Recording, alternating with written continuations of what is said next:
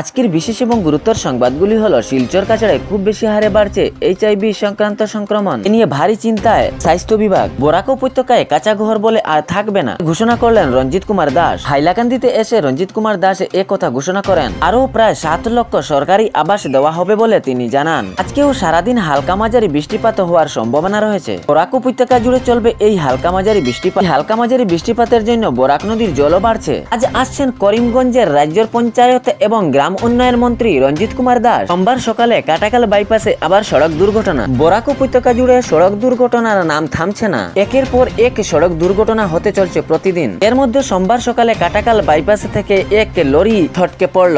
হাইলাকান্দি শিলচর করিমগঞ্জে প্রতিদিনই ছোট বড় সড়ক দুর্ঘটনা হতে চলছে। একের পর এক সড়ক দুর্ঘটনা হচ্ছে এবং ইহাতে অনেক লোকজনের প্রাণও যাচ্ছে। এরকম সড়ক দুর্ঘটনায় কত আহত নিহত হচ্ছেন বিগত কয়েক মাস ধরেই। এর মধ্যে সোমবার সকালে কাটাকাল বাইপাসে সড়ক থেকে ছটকে পড়ল মাল বুঝাই এক লরি।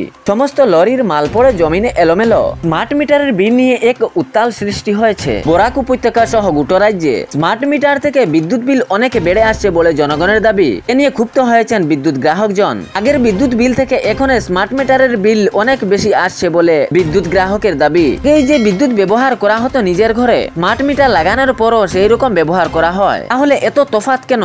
শিলচর লক্ষ্মীপুরে ভোলে বমের জল আনতে গিয়ে নদীর মধ্যে পড়ল এক শিশু। নিখোঁজ সন্ধান বলে জানা যায়। প্রীতম পানিকা এই শিশুটির নাম এবং 8 বছরের এই শিশুটি রয়েছে বলে জানা যায়।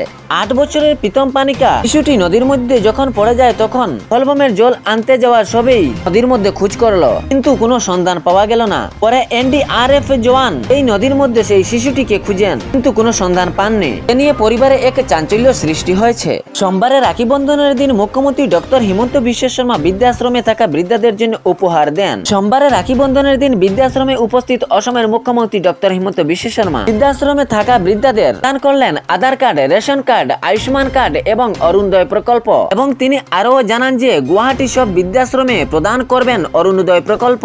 এবং ডক্টর হিমন্ত বিশ্ব শর্মা আরও জানান যে গুয়াহাটির সঙ্গে রাজ্যের সকল বৃদ্ধাশ্রমে বৃদ্ধাদের জন্য এই 4টি সুবিধা দেওয়া হবে: Aadhaar card, ration card, Ayushman card এবং অরুণোদয় প্রকল্প।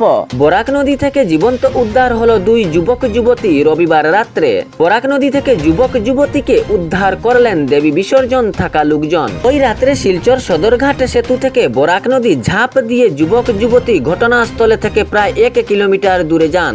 দুজনকে জীবন্ত উদ্ধার করা হয় নদীর ঝাঁপ দেওয়া জায়গা হইতে 1 কিলোমিটার দূর থেকে।